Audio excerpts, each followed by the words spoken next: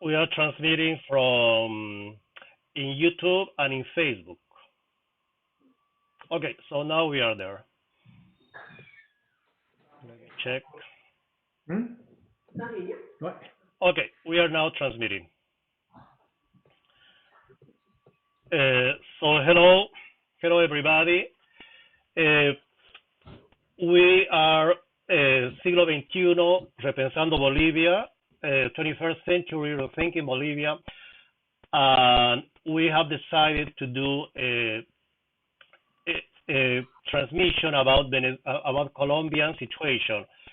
As we know, for the last 2 months, we've seen a lot of conflicts in Colombia where all the human rights have been violated systematically, day after day, witnessing a lot of people dying, being killed by Colombian army or probably some paramilitary groups with no respect at all to human life.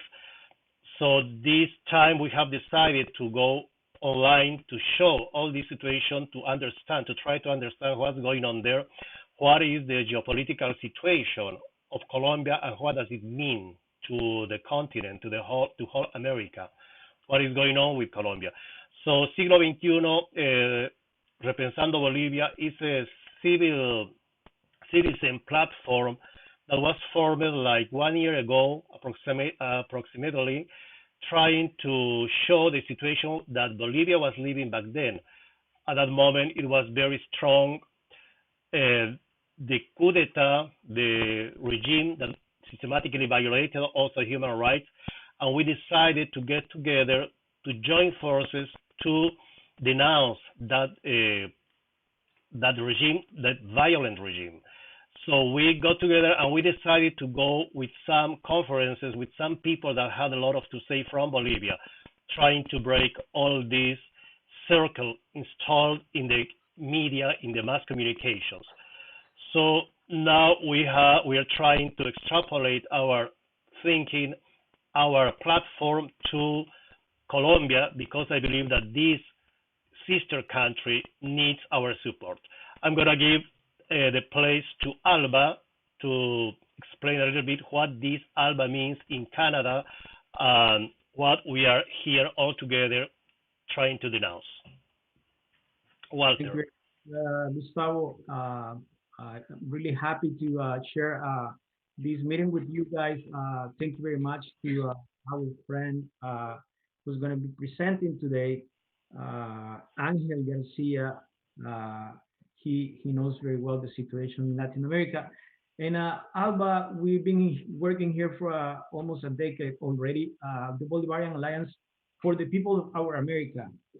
This was an idea, if you remember, of Hugo Chavez and Fidel Castro to fight uh, against all the illegalities and all the injustice in Latin America. So our idea, we are a network of national and local Canadian-based grassroots and solidarity groups. We support the Bolivarian Revolution, and we support all the movements in Latin America who are fighting for justice. We want to increase the solidarity and the communication among Canadians, organizations, groups, and individuals who support the emancipatory process on the way in the South and fight for self-determination and the construction of the people's power. So uh, we make demonstrations, we write articles, and we send letters to our representatives to put pressure so they respect the self-determination of Latin America. So today we are telling to our brothers and sisters in Colombia that we are with them from Canada, supporting their struggle, and hasta la victoria siempre. Thank you very much, Walter. So I'm gonna give the voice to Alejandro, who is the one who is going to moderate uh, this conference of Ángel García.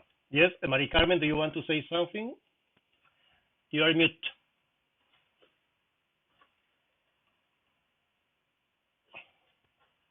Sorry. Before we start the meeting, I want to clarify this meeting is to prepare for a bigger meeting in next month, right? For to support Colombia is what I understood. Is that correct, Walter? Yep. Okay. That is correct. That is correct, Mary Carmen.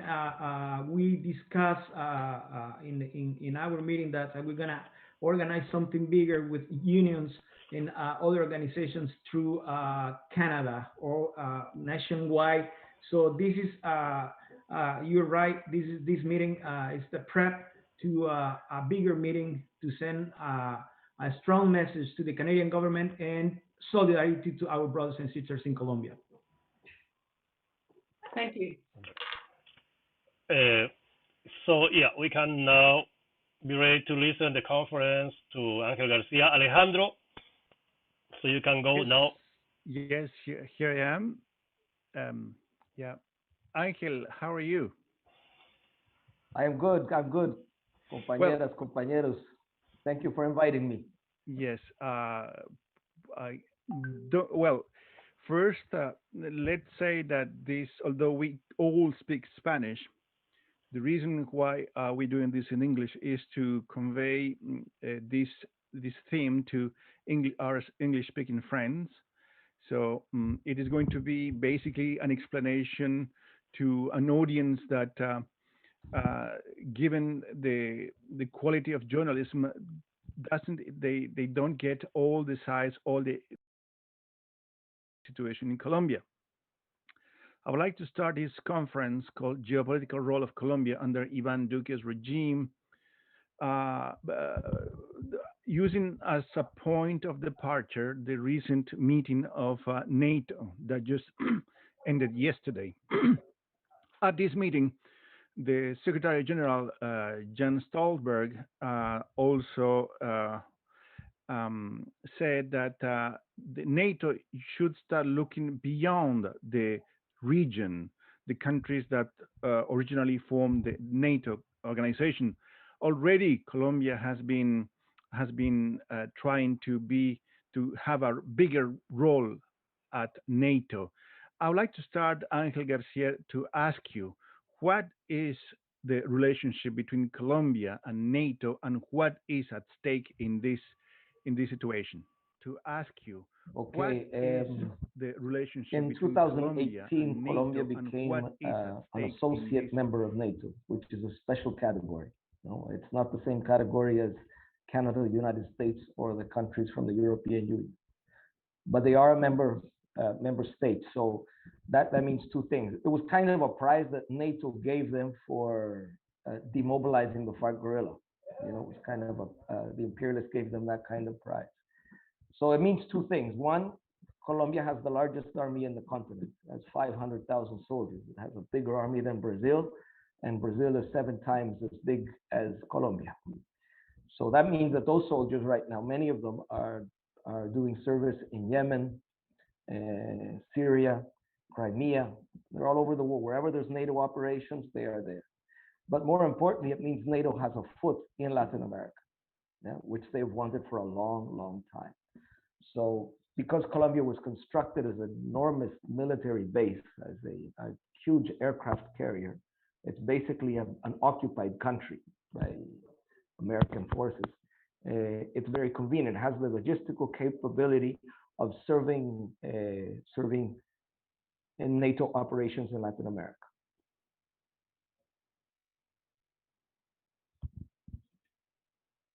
Well, yes, but what is the regional goal? Well, there's two things you have to understand. Well, we have to put it in context that the United States empire is in a process of slow decline. It's losing its hegemony. It has two big competitors, Russia and China. First, second of all, Latin America is the vital space for the recomposition of imperial hegemony. They consider this to be their backyard since the Monroe Doctrine, you know. And if they lose control of their backyard, it is very hard for them to project, to recompose their own hegemony worldwide. So in that essence, of the recomposition of global hegemony, we see that NATO is in Latin America. And we have to understand that NATO is basically the armed wing of the United States government. They're a completely subordinate military apparatus of U.S. imperialism. It's not an autonomous, it's a mistake to think of it as an autonomous European force or transnational force. Now, how would you define Colombia's role vis-a-vis Venezuela? Because we have to consider the Russian investments in the oil industry in Venezuela.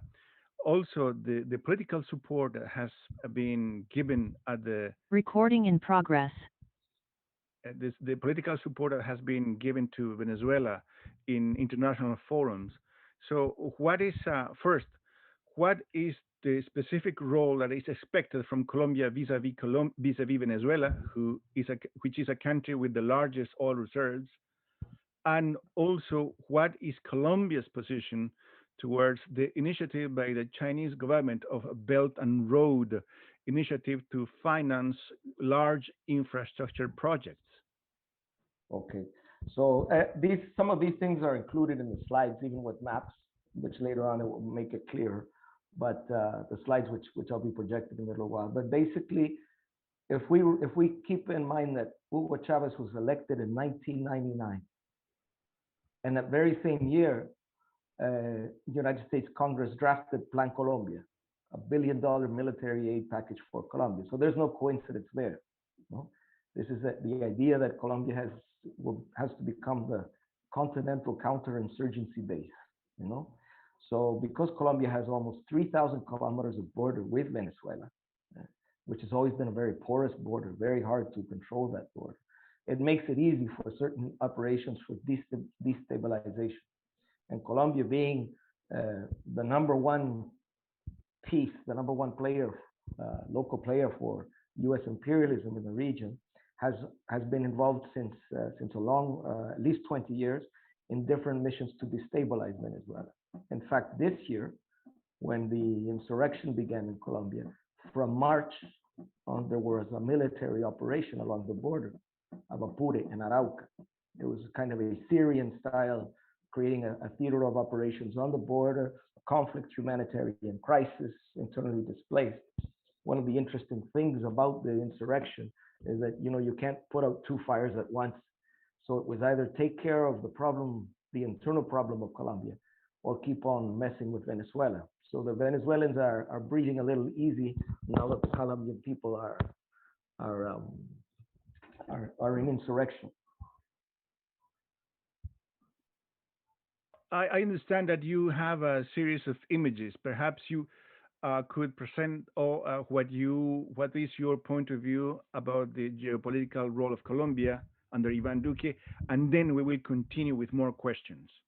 Okay, so I understood. I prepared a series of slides which explain the nature of the insurrection, and then the weight this insurrection has in a country which is the beachhead for U.S. imperialism in the region, right? So it talks about those two things. What is the insurrection? What is its nature? What is its promise? And how it affects, you know, Colombia being the centerpiece, the beachhead of counterinsurgent aggression in the continent. So that's basically what I prepared. So I'm going to share the screen now.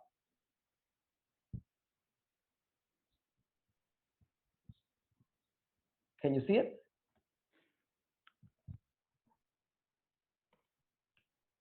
No?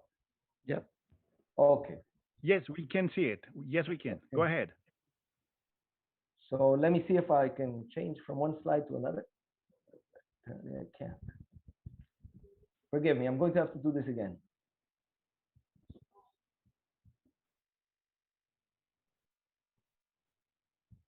Okay, I'm going to do it again.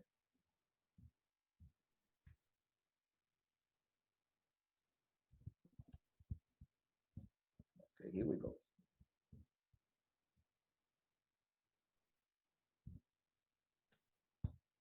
How's that? Yep, perfect. Okay, so we're looking at what was called the national strike, which surpassed a national strike and became what we call an insurrectional situation, a national insurrection. And this is taking part in a country which is considers itself to be and is considered as a counterinsurgent state, both in its policies, the internal policies towards opposition movements and social movements, as well as in external policy, its foreign policy against Venezuela and other countries like that, right? So to go very quickly, this national strike had been programmed, had been called for the 28th of April. It was meant to be a one-day strike. We are 48 days into it now. Okay? It was the strike was called against a series of neoliberal reforms imposed by the government of Iván Duque, among them a tax reform, which would take income from the poorest, and give it back to the rich in order to pay a debt with the IMF, in order to rescue big companies who entered in crisis by COVID, and in order to finance that gigantic Colombian army. So it was also worsened. There were a series of accumulated structural problems in Colombia that were deeply worsened by the pandemic. At the same time, there was a dramatic increase in military spending. This year, Colombia bought 24 new warplanes at a cost of $4.5 billion, see, when people were going hungry. And there was a significant increase in political violence since the signing of the 2016 peace agreements with FARC. We have more than 1,100 community leadership assassinated, the assassination of 270 ex-combatants of the FARC, and at least 95 massacres between 2000 and June 2021, right? So, as I said, the national strike was programmed to last only one day and has lasted 48 days and already has an insurrectional character. And we'll talk about what that means as an insurrectional character. So what we see is mobilizations, barricades, and locked streets across the country. Very strong urban presence, which is something new. And most of our mobilizations tend to have a strong rural character. Out of 1,120 municipalities, 8 have risen up, are mobilized, and it's estimated about 15 million Colombians have mobilized or participated in one way or the other in the national strike. And one survey back in early June said that 75.1% of all Colombians supported the national strike. The government's response, which was violence, first it withdrew the tax reform and asked the finance minister to resign, hoping that would deactivate the protest. But it responded with excessive violence and ordered the militarization of the entire country, cities and countryside. And the violence against the people who were mobilizing and protesting only created more indignation, and so more and more people would come out and support the strike. And it was becoming a scenario, especially in the cities, of urban warfare and urban combat. Finally, the president gave the order to deploy the maximum force, and to open fire on protesters with live rounds. Okay? So in these 48 days, we have 76 assassinations, 1,200 wounded, 2,800 illegally detained, 304 disappeared, many of them who have reappeared, chopped into pieces in the Cauca River. And there's been 2 common graves where some of the bodies have appeared, 106 women victims of sexual violence, and 74 people who have lost an eye because of those rubber bullets in the eye. All right. Now this strike is the result of a process of accumulation over the last years, where street mobilization has been the fundamental tactic of popular struggle in Colombia, especially these paros, these strikes, where the Pan American highway is blockaded, where many highways are blockaded, where there are barricades everywhere. So we had in 2008 a big movement called the Indigenous and Popular Minga, which was the indigenous people of Cauca, the southwest of Colombia. Then in 2013, we had a very big agrarian strike that lasted almost a month. 2019, there was a very big national strike. In November 2019, there was a lot of violence there as well. In 2000, there was meant to be another strike in 2020, but the pandemic deactivated. Nonetheless, there were some mobilizations, like the Dignity March of July 2020. Then in September, the police assassinated a young law student and Uber driver named Javier Ordóñez. They electrocuted him to death on the street, and that created a series of massive protests. People burned down police stations. A lot of other young people were murdered and hurt and wounded and imprisoned. And then in October, we had another Minga. The Minga, the indigenous people from the Southwest, went all the way to Bogota and received enormous support. So we see this process of accumulation over the years, and more people supporting this form of mobilization, you know, defying fear, because people in Colombia became very afraid to protest because of the high level of political violence that has always existed in that country. Okay? And the slogan is that the strike goes on. The strike will not stop. And here we have the indigenous Minga again in the buses joining the protest. Who are the protagonists? So these protests are usually called on by a coalition called the National Strike Committee. In the National Strike Committee, we have the major labor unions, we have Congreso de los Pueblos. At one point, the Indigenous Council of Cauca was there, Colombian Communist Party, the National Agrarian Coordinator, a Peasant Front, Marcha Patriótica, Comunes, which is the party that was formed after the dissolution of the FARC, and the Afro-Colombian Movement, Proceso de Comunidades Negras, as well as the National Crusade, which are the truck drivers, the transporters. So when they decide to strike, nobody gets food. No cities get food. See? But then what is interesting about this is that we see the apparition of new actors, new social subjects, the youth, very belligerent, very brave youth, who put the majority of the dead, of the assassinated, are them. And they're from the very poor urban neighborhoods. They're called in Colombia the sin, the without, or the less. They're workless, landless, homeless, studyless. They don't have anything, so they have nothing to lose. So they have gone out and they've confronted this very powerful urban military force. And they've created, this is what gives it a certain insurrectional character. We've seen experiments in manifestations of people's power or popular power, both in the urban context and rural context, where people take control of a certain territory, where they govern it, where they defend it, where the neighbors come out and they cook for them and they help each other out, and they've created their own medical forces to medical brigades to help treat the wounded. Okay? We see this phenomenon, which began in 2019, called the Primera Línea. Primera Línea is a military concept of the first line of defense. And so as they've gotten, they've improved tactically how they organize to protect the mass that is behind them. The Primera Línea, the first lines, will confront the oppressive forces first, and they will give those back a place to rest or to be able to retreat if they need to. Okay? So now, from the young who were dying in the Primera Línea, and the mothers who were begging them not to go out at night, not to go out, because many of them weren't coming back.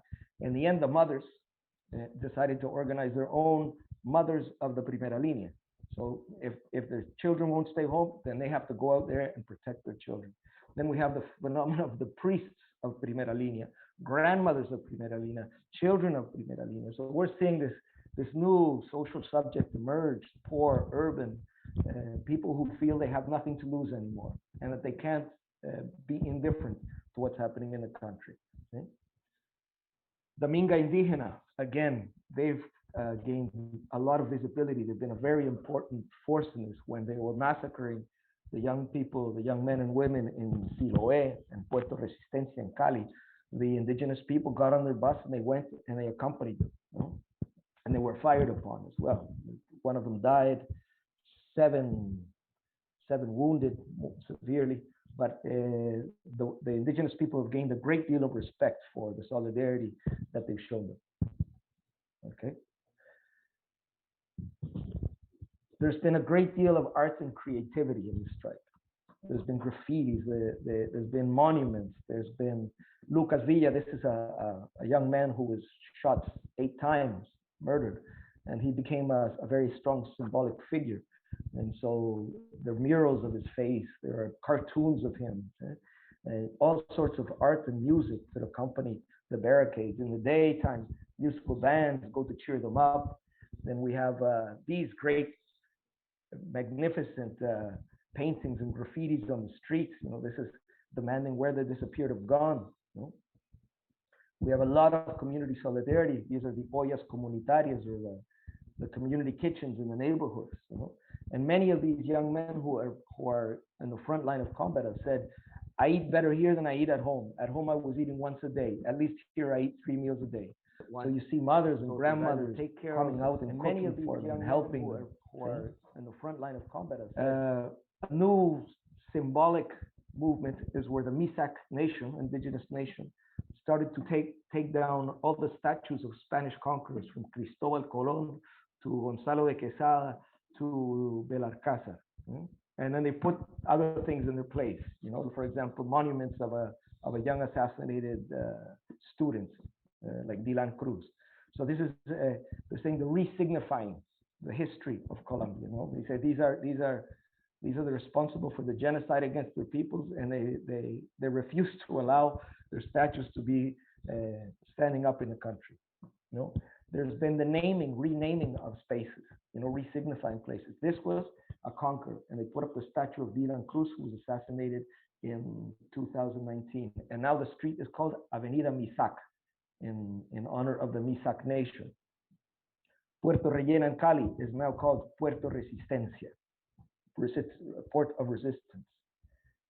The police stations that were burned down and taken by force have been converted into community libraries.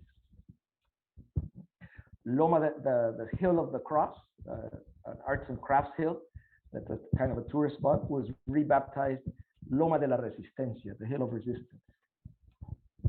This street where there's been great battles have gone on is called now Calle del Aguante. Help me, Walter, how do you translate aguante? Aguante is to hold on, resist. We'll call it the street of resistance. Resistance, yeah. Yeah, and so Portal de las Américas, which is a famous public transport stop, was called Portal de las Américas in Bogotá, and now it's called Portal de la Resistencia, the Portal of Resistance. So there's been this renaming and resignification of spaces. One of the things that have come out of this is the tendency for creating popular assemblies, which have come out spontaneously.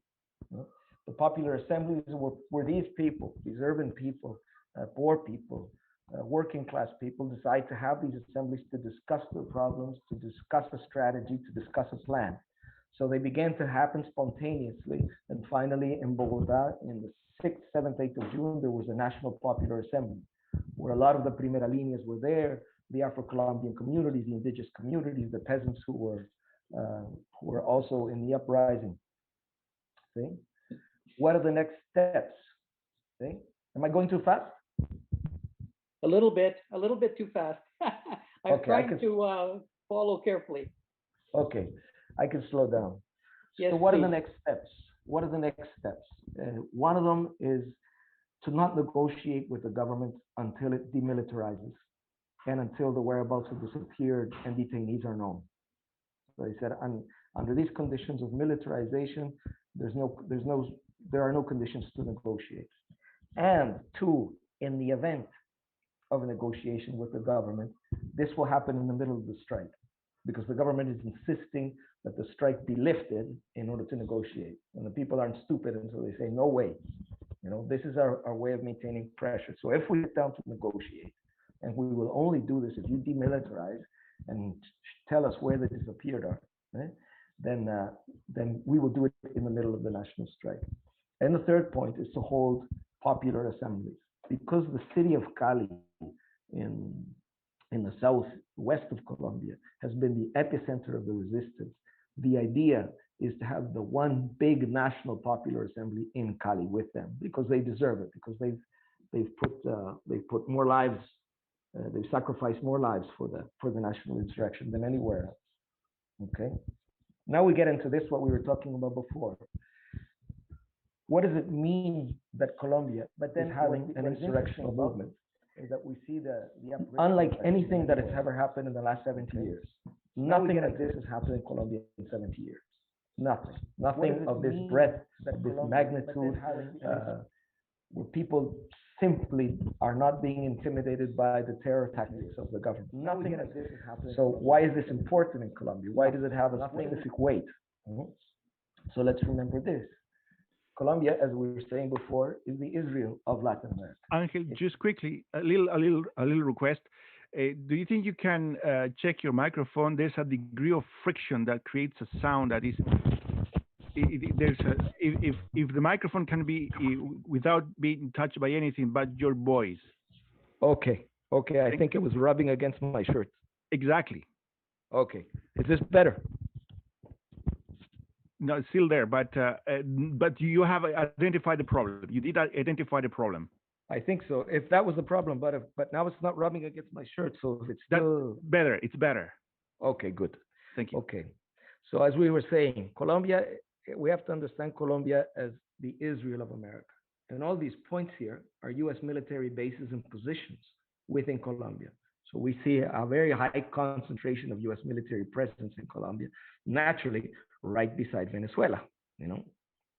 This military presence increased dramatically after Hugo Chavez was elected in Venezuela, for reasons that you've already spoken about, the greatest petroleum reserves, high mining reserves, and also because Venezuela, together with Cuba, we can call them like the axis of the revolutionary proposal today in Latin America. So they're doing anything to try to weaken this axis. What are the geostrategic advantages of Colombia? Here we have, again, the military bases in Colombia. One, it has access to both the Atlantic and Pacific Oceans. It is the gateway to the Gran Caribe, the Greater Caribbean, which has always been a geostrategic jewel. It's like the South Sea of China. Whoever controls this has control of a vital part of Latin America. See, it also has a great proximity with the Panama Canal. As you all know, Panama used to be part of Colombia. It has a shared border of Venezuela of over 2,700 kilometers. It is the gateway to the Great Amazon, which is also something that the imperial powers want to enter. And it is a hinge country between Central America and South America, between Mesoamerica and South America. So Colombia is the entry point. So for all these reasons and others, Colombia seemed to be the best place to set up shop for the U.S. imperial action in the continent. It has a great access, from many points to the global capitalist market for natural resources, energy, biodiversity, all sorts of vital resources of the region. This area here serves as a hub, and so the control of this area becomes very vital. Now we're into this business of internal counterinsurgency, right? So the oligarchic bloc, the ruling class, has always had a certain military doctrine, which calls the national security doctrine. And many of our countries had it, especially during the dictatorship periods of Brazil, Chile, Argentina, Uruguay, in Central America during the revolutionary wars of Nicaragua, Guatemala, and El Salvador, there was the national security doctrine applied. And this national security doctrine is based on the idea that there is an internal enemy more than an external enemy. So when people protest, like this young indigenous person, they are considered to be the internal enemy. So what we have is a situation where there is a state at war, waging war against its own people. Just some facts about this. We've had a scandal that between 2002 and 2008, there were over 6,000 extrajudicial executions, falsos positivos. What are these? These are where soldiers were given a prize for guerrillas killed in combat. But because they couldn't kill them in combat, they would go to the poor neighborhoods, grab poor young people, tell them that they were going to offer them a job, take them out somewhere, shoot them dead, and then put in a military uniform and present them as guerrillas killed in combat. Why? Because they would receive certain stimulus, pay raises, vacations, large screen television sets. That was a part of the doctrine to stimulate soldiers to kill more people in combat and to capture less, right? And so this is this phenomenon of extrajudicial executions. We already talked about the social and community leaders assassinated since the signing of the peace agreement with the FARC. We already mentioned the almost 300 ex-FARC combatants assassinating since the signing of the peace agreement, and the more than 90 massacres between 2020 and May 2021. See? And then we were talking about this earlier, the dissipated molecular revolution as a new form of military doctrine or urban paramilitary warfare. Now, this was called by Alexis Lopez Tapia, who was a Chilean neo-Nazi, supporter of Pinochet, who came up with this theory, and he has been consecutively invited to Colombia. He's probably living in Colombia right now to give lectures in the War Academy in the Superior School of War of Colombia and the Military Academy. What does he say? He says that there is a conscious and concerted plan, a conspiracy to destabilize the regime through simultaneously dispersed and diffuse actions of protest and mobilizations without an apparently centralized leadership. So what he's saying is that these protests, much like the ones, the uprising in Chile in 2019, okay? He says these are not spontaneous civil society protests. This is something very thought out, determined to destabilize the regime and undermine a government. Basically, he's saying that the communists of old have now disguised themselves as civil society in protest. Okay? And so he says there is no hierarchical command structure. Commanders and troops are irregular, unidentifiable. Tactical objectives are dynamic. Mobile units are strategic. Why? Because they capture an area of influence.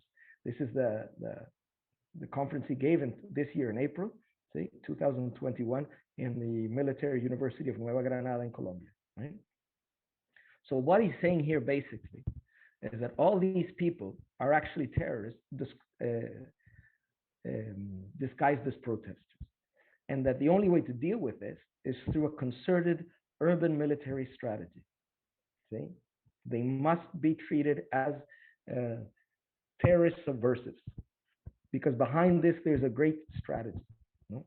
So this is one of this theory, which is a little half-baked, as they say, but has been very functional for the Colombian government to justify treating social protests as a military problem and basically declaring war on their own people in the entire country, both cities and countryside.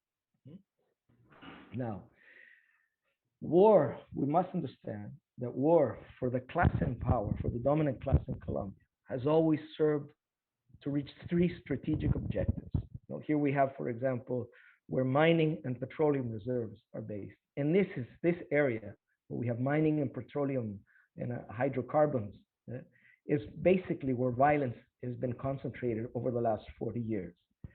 So war is a way of gaining control over territory and populations. It is a way to accumulate power.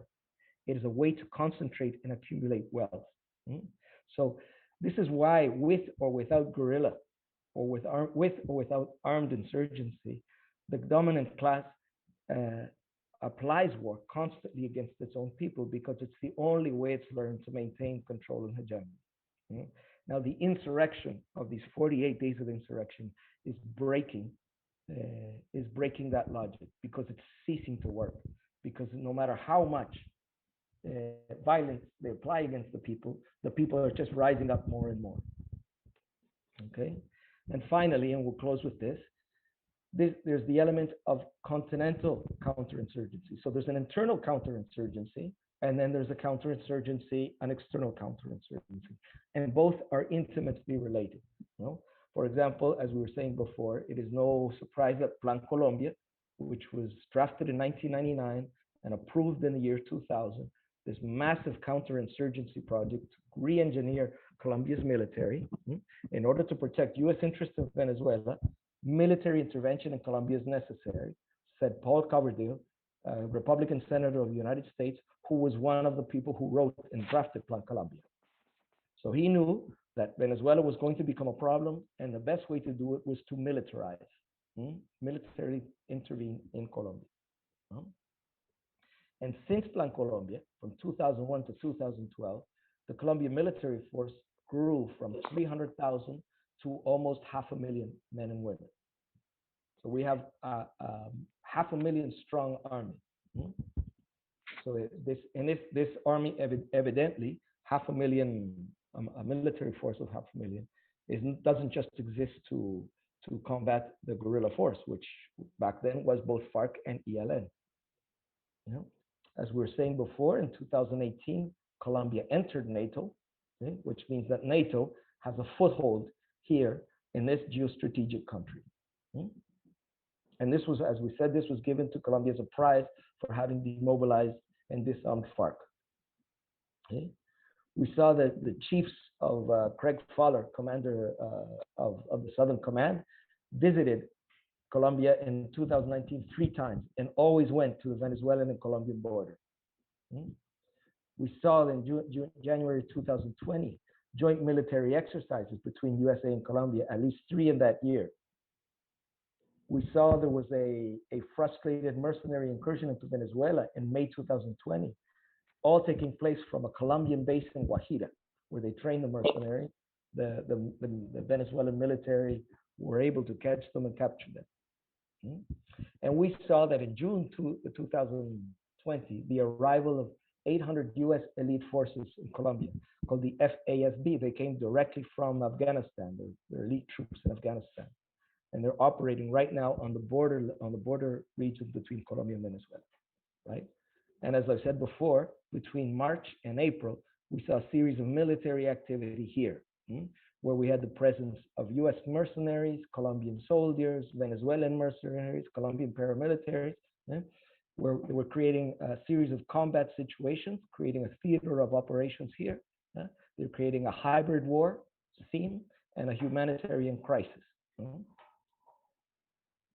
So now what ties internal and external counterinsurgency? Basically, if Colombia is to serve as a continental base for counterinsurgency, that depends to a large extent on the ability of the Colombian ruling bloc to contain and neutralize its own internal resistance and political opposition. Okay? So Colombia is a country that cannot afford to have a national insurrection by any means. So the United States government has said, do anything you can, but put out that fire, no matter what the cost, because we cannot afford for Colombia to be an unstable nation if it's going to serve our greater geostrategic purposes. All right? So internationalist solidarity with Colombia has a strategic weight as well, because the weakening of the Colombian regime is a positive step for Venezuela, as well for the rest of Latin America. See? For this reason, we say that the national strike, the national insurrection of Colombia has a strategic nature. It is not the same to weaken Colombia in this moment in time. It's to help Venezuela, it's to help Cuba, and it's to create better possibilities for transformations in Ecuador, Bolivia, and the entire region. So if you can get the bully out of your backyard, then you can breathe more freely in your backyard. I'll leave it there. I'm sorry if I went too fast. I can make these slides available to you as well, so you can look at them with, I can share them with you so you can go over them with more calmly, with more tranquility. Thank you, Ángel García. This is Siglo XXI Re-Pensando Bolivia. We are in conversation with Ángel García. The title of this meeting is Geopolitical Role of Colombia under Iván Duque's regime. The language that you have used, Ángel, has a lot of military connotations, and history has shown that when civilian movements opt or choose and use the language of military, generally it doesn't end up that well. If we look at the experience of armed resistance in Argentina with the urban guerrillas, and what happened in Central America in the 80s, where this armed resistance insurgency against dictatorships at the end ended up in agreements signed in 1996, for example, in the case of Guatemala, which has resulted in demobilizing population, and the social conditions haven't changed that much. What kind of you spoke about re giving a new meaning to words? What kind of language is necessary to confront uh, a Colombian government that has in the past has been uh, described as a narco military, as a narco state? And so first, what language should be used? Should be used, and also how do you explain the fact that in one hand it is described by many sources the degree of influence of drug trafficking establishment in Colombia and the role it plays in politics in one hand, and in the other hand, how come that this kind of regime still can get military support and political support by the U.S.? All right. So I would answer it this way. When the FARC were negotiating their demobilization, there was always this hypothesis. Gone the armed insurgency, the doors would open for peaceful social civilian protest. So as as political military activity of the guerrilla would decline, political social activity of the masses would be on the rise. It would make more or less sense. And then, of course, the government, the state, would not have the pretext of applying so much violence again. As it turned out, this wasn't the case. The largest guerrilla demobilized and has practically disappeared from the political map. And every time that there have been these protests, because they demobilized 2016, and we saw protests in 2017, 2018, 2019, 2020, and now 2021. And in every case, the level of violence used against the social movement has not decreased, but rather increased. So the situation of violence, more so than the language that the mass movement is using, is what the government is the state is creating. Because why? Because despite the fact that the guerrilla is disappearing slowly, the military doctrine of the Colombian state has not changed. In fact, they insisted when they were negotiating with the FARC that military doctrine is not even on the table to be discussed. So they maintain this military doctrine of the internal enemy, and now they spice it up with this idea of the dissipated molecular revolution. But then there's what we're seeing on the streets and in the countryside by the indigenous people, the Afro-Colombian people, is an organized response to these high levels of violence. No? So naturally, we're seeing elements of self-defense because they're being fired upon by everything. No? We're seeing new forms of organization. And I think that's what's interesting, that you can organize this kind of mass uprising in a country which is basically a U.S. military base, and that you can sustain this for 48 days, despite the high levels of violence. I think that is something that is relatively new. Now, I think this also has to do with the fact that we have seen from 2019 in all of Latin America a series of, I would say, a new cycle of rebellions and protests. Bolivia, Chile, Colombia, Guatemala, Haiti. I think this is also an interesting element, because we're seeing it is that this cycle of rebellions and protests is trying to change the correlation, the balance of forces in the continent, where we can begin to think again about governments ruled by the left and progressive parties. After this offensive, counteroffensive we suffered when we lost most of our governments ruled by the left. So that's one thing I would say. Now, why does the United States continue to support Colombia? Because it absolutely needs to. Okay? It absolutely needs to. Everybody knows that the Álvaro Uribe, the United States State Department and the DEA knows that Álvaro Uribe was a drug trafficker. everybody knows that he has relatives with Pablo Escobar's. This is public knowledge, but they had to support him, because he was doing their bidding.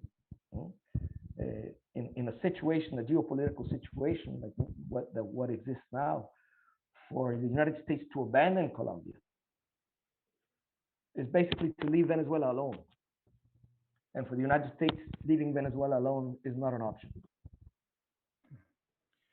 Now we have a question by one of members that are participating in this event, Larry, who writes that given the current situation, was the surrender of arms a strategic error by the revolutionary forces? I would say that Fidel always used to say that revolutions is a sense of the historic moment, sentido del momento histórico, which means that you have to know not just what to do, but when to do it. And when FARC handed over the weapons and demobilized, two things happened. One, they were doing this in a context when the left was retreating. There was a strong counteroffensive in the entire continent.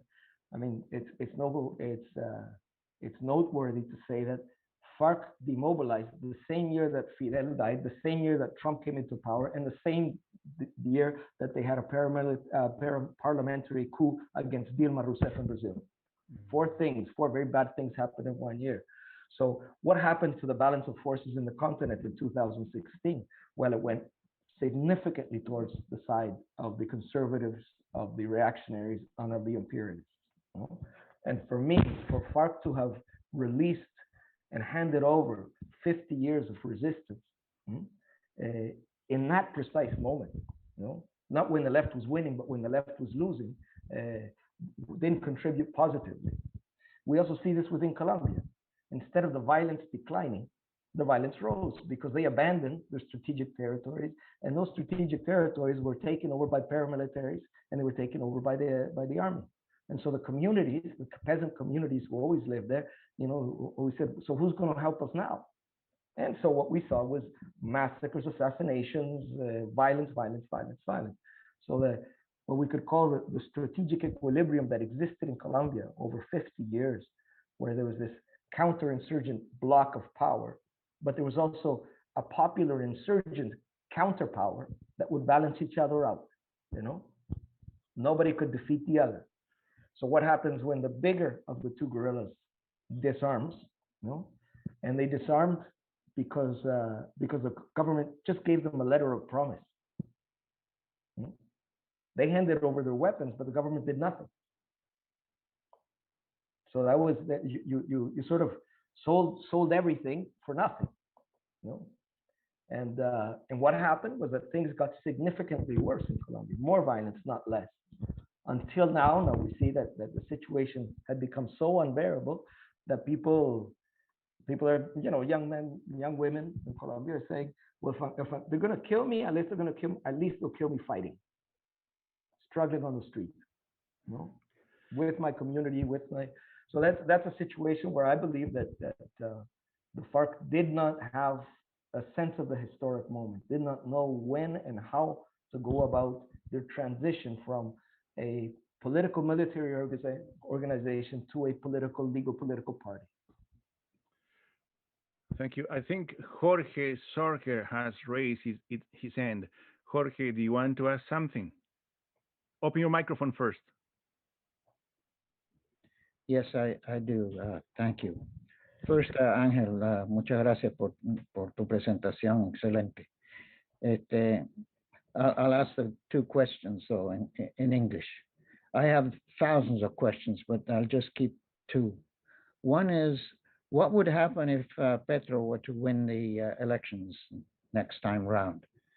And the second question is, what should our role be here? Because we're planning a big meeting to follow this, and we need some help in some direction from Colombia as to what would be the best thing for us to do. So those are two questions. Okay, I would answer like this. First of all, there's no doubt that a candidate like Petro would be a significant improvement to anything that exists. In fact, that in the uprising, many political figures have surged. Francia Marquez, a young Afro-Colombian woman, a community leader, a very, very powerful young woman, which represents a new generation of leadership, has also presented her pre-candidacy. She would be a very good option. But, and this is the big but, and I don't think it's just a but for Colombia. I think it's a but for a lot of us. In a country such as Colombia, with a bloodthirsty ruling class that is a military base for the United States, that has a highly active paramilitary force, death squads, that acts the way it does and has unconditional support from the United States, how much change can you expect in a 4-year period? Unless, and this is one of the big debates that's happening within the social movement in Colombia now, within the uprising, within the strike, because, not everybody thinks the same in Colombia or in El Salvador or in Cuba or anywhere else, so there are divergent positions, So unless a presidential candidacy would have to be a candidacy of the mass movement. They would have to govern with the masses, because if they were to govern alone, they wouldn't last very long and they wouldn't be able to make any significant changes. Petro was mayor of Bogota for a period, and he tried some reforms. Nothing out of the ordinary. For example, he tried to reform the garbage collecting system. But that garbage collecting systems everywhere in the world are small mafias. He didn't have enough strength to confront the garbage mafia. And they made his life impossible, and he was never able to make the reform. He had a wonderful idea. I thought it was a wonderful idea. All those poor people who recycled tins and cardboard on the street, he said, why don't we hand the garbage recollection over to them and give them formal jobs with Social Security? They'll do it better than anybody else. We can even buy some trucks. Impossible. So he, as mayor, he didn't have enough strength to confront a garbage mafia. So as president, where is he going to get the strength to confront all those things I listed before? Unless he governs by the hand of the mass movement and governs with them. Because the day that the mass movement demobilizes, you can have changes. And I believe this is a question for Bolivia, as I believe it's a question for Brazil. If Lula were to come back, as a singular, independent presidential figure without the mass movement behind him, there's very little he can do. Because all our progressive governments have come back in Argentina, in Bolivia, in Mexico, they've come back with less power than they had before. They gained access to the government, but with significant less power. So the nature of these governments tends to be more conservative, unless you govern by the hand of the mass movement and the social movement, because they can change the balance of power. The other question was? How best can we help from Canada? What should our role be to help El Paro? Well, there's going to be the organization of a lot of solidarity accompaniments in Colombia. Right now, the national insurrection is taking a step back because it's exhausted, absolutely exhausted. It's run out of money, it's run out of energy. So there's an idea of regrouping, continuing with the meetings and the assemblies, and regrouping the project to come out again with your batteries recharged, probably in July. On July 20th, there will likely be another big wave of mobilization. So the idea is, or the hope is, I would say, that the insurrection will last for the rest of the year. And will probably last in a series, it will have a dynamic of waves, a strong offensive, and then a retreat to rest, and then another offensive. But to keep this dynamic and this pressure going, because the slogan is, hasta que caiga el mal gobierno. See? The bad government has to fall. That's when the strike will be over, when the bad government falls. And to topple a government like Colombia's, you need a lot of strength. So within these upcoming months, I believe that the Colombian mass movement will need a lot of accompaniment and solidarity. And one of the things that's being organized right now is is these brigades, people who come and observe, travel to the regions, see what the violations of the human rights situation is, accompany the communities in resistance. There's even organization of saying a brigade can stay, 2 or 3 people can stay and live for 3 to 6 months in a peasant community or an indigenous area, no? Which has been done before in Colombia. No? So there's going to be a lot of things like this, and I would stress that because of the geostrategic and geopolitical weight of Colombia and Latin America, the internationalist effort with the mass movement has a very heavy weight. You know, weakening Colombia is good for everybody. It's good. Weakening that regime is good for everybody. It's good for Cuba. It's good for Venezuela. It's good for Brazil. It's good for Bolivia. It's good for Ecuador. Yeah. So this is something that as Che Guevara said, you know, internationalism is a strategic necessity of survival. Angel, you mentioned that Colombia has one of the biggest armies, almost 500,000 men, 500,000 people under uniform. One can say with certitude that these 500,000 people are not the children of the elites. They are not the children of the well-to-do, and they're not the son of the rich families that rule Colombia. So what is the dynamic of class and race, and what if the effort is to defeat this a violent government, violent regime, so what should be needed to convince the people that have to join the army not to do so? So the questions, two questions. One, what is the politics? What is the dynamic of race and class in Colombia, and what kind of discourse will be required to stop feeding the machine of repression and violence? There's Colombia has a caste army, much like Brazil's army, unlike Venezuelan army. For example, in Colombia's army, you would never see a brown-skinned person, much like Hugo Chavez, ascend militarily. No? So the Colombian military is separated in clear castes. You know, there's the officers, the ruling officers, and they are from well-to-do families and well-to-do backgrounds. And then there's the carne de cañón, you know, the poor brown skin, black skin people who are sent off into the combat missions. For example, military service in Colombia is mandatory. So when the civil war was going on, when the FARC was still active and ELN, which is still active, the country was divided into zones. One of them was called Zona Roja, red zones, areas of combat. So if you were doing your military service and you came from a middle class, upper middle class family, or wealthy family, you just paid somebody off, so you would be given a bureaucratic post. But if you are from a poor family and you were usually forcibly recruited, you would be sent to the red zones. So they're the ones who sacrifice their lives in that internal conflict. Now, what the problem is that I think there's a problem in all of our countries that there is no class identity, or very little class identity, among the poor people in our countries, you know, because the ideological and cultural manipulation of people and the military doctrine in Colombia is very powerful. This idea that they're all your enemy. Curiously enough, in the insurrection, we have seen a lot of cases where police have resigned, have refused to open fire against their own people, who have sat down at the community kitchens and helped cook the food for the protesters.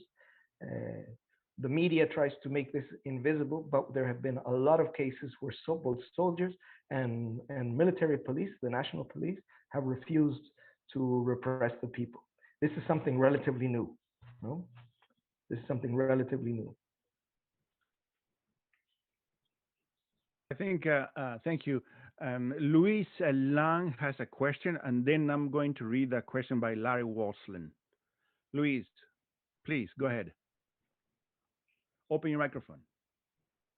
Yeah, thank you very much. And I just wanted to thank Angel for the very interesting and detailed presentation. It certainly does put into perspective the seriousness of the situation that's developing in Colombia, and in terms of the like the significance, obviously, of the U.S. interference through NATO and other means is something that we're very familiar here with in Canada as well, because Canada plays a big role in NATO. But I mean, I didn't want to talk about that. I just wanted to ask a question about the actual organizational situation in Colombia. You said that the national strike has gone on for 48 days now, and it should be termed as an insurrection, and that violence by the state is being used on a regular basis against the people who are involved, and of course they're being considered as terrorists and rounded up, and so on. Um, what level of organization exists among all the various groups that are participating in this national strike in order to defend the people? Is there some kind of an umbrella organization that exists among all these various groups that are in the mass movement that is able to mobilize and work to at least be able to put up some kind of opposition to the persecution that's going on, and to be able to defend the people when they go out into the streets or when they're being attacked by the police? Yes, we have, as I said, there's a thing that has existed since 2019 called El Comité Nacional de Paro, the National Strike Committee, which is an umbrella of several organizations, most of them being labor unions, centrales sindicales, right? CUT, the oil workers union, the teachers union. There's also the truck drivers union. There's an organization, a coalition of social movements called Congreso de los Pueblos. There is the Colombian Communist Party, etc. And there are other groups involved in the National Strike Committee. Now, what has happened is something that very commonly happens in these moments where history accelerates. You know, history moves faster than, as Lenin used to say. Sometimes decades can pass by when nothing happens, and sometimes 100 years can happen in 1 week. You know? And so, what happens in these situations is that we find that many of these organizations, like the labor unions, as a friend of mine said, they're a bag too small for a package too big. So what we've seen is that these new social actors, the youth who have nothing to lose, the mothers, the priests of the Primera Línea, all of these people who nobody knew where they were, right, have now created a dynamic that is far faster than the strike committee can keep up with. And that there's tensions, there's always tensions within the movement, especially in these insurrectional times. You know, there's always tensions kind of come to the surface much quicker. And so there's a tendency for the labor unions to negotiate with the government, which the labor unions are in the National Strike Committee. Why? Because if there's something a labor union knows how to do, it's negotiate. Collective agreements. The only tool they have in their toolkit is to negotiate, right? So as they say, if you only have a hammer, everything looks like a nail. So, but the people who are in the barricades in the cities, these young people say that doesn't represent me. You know, that doesn't represent me. So there's another line. So there's one line as the National Strike Committee, which has sat down with the government 3 or 4 times, and they've come to no agreement, and they've been suspended unilaterally and whatnot. Then there's another line, which is the line of the popular assemblies, taking these actors who have emerged, these young people, these women, the women who are cooking, the grandmothers who are out there, even the children who are out there.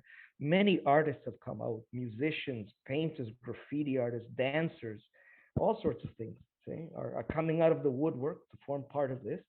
And they said, well, this needs a form of organization. And the best way to organize this is through the popular assemblies. People who define what we have in common, where do we want to go, and what kind of organization do we want. And once we have all that, we decide if it's convenient to negotiate with the government or not. If it's convenient to have a tactical retreat for a few weeks or to stay on the front lines. No? So there's these two things that aren't in perfect syntonia, aren't in perfect harmony right now. The old way of 20th century leftist politics and the 21st century, where new social actors emerge who say that they don't feel represented by the historic organizations and they need forms of their own forms of organization. And then there are organizations that maybe are from the late 90s who are saying it is our job to help them to do that. So it's our job to help them organize the Popular Assembly. So who organized the National Popular Assembly? Congreso de los Pueblos, who is a member of the National Strike Committee, but the National Strike Committee did not participate in the Popular Assembly. The African Colombian movement, which is about 40 years old, the indigenous movement, which is about 500 years old, and the peasant movement, which is also about 40, 50 years old. So these are these older organizations which understand that the political movement, the political historical moment demands something new and different. And so we find these things happening in Colombia today. We have another question before I leave and Gustavo takes over. Larry Wasland has sent us this question. Latin America has a long history of military coups. Rarely has this been done in support of progressive politics, Hugo Chavez being one example. Is there any possibility of the junior officers deciding to stand with the popular movements in Colombia? I would say that it's still far from that. It's still far from that. I think there's one of the things that helped Venezuela was the fact that, for example, from the late 1970s, within the army, Hugo Chavez and other middle-level officers were able to create the Movimiento Bolivariano Revolucionario. So they were building something within the military forces, Marxist study groups and whatnot for over 20 years before Chavez became president. So something had to be created within. They even had meetings with Douglas Bravo, the old guerrilla commander from Venezuela, et cetera, et cetera. Now, nothing like this has ever happened in Colombia because the Colombian military is a profoundly anti-communist doctrine.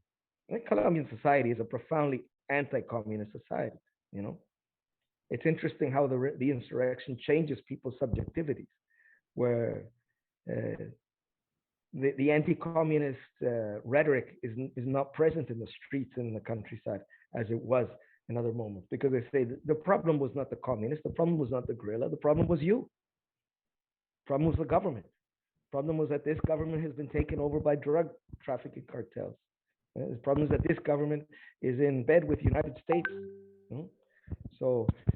But I would still think that we're still a long way from something like this happening again, to having sort of an insurrection from within the military, not just like what happened in Venezuela, but we also saw that happen in Ecuador in the 70s. We also saw that in Álvaro Escalado in Peru, Omar Torrijos, Panama.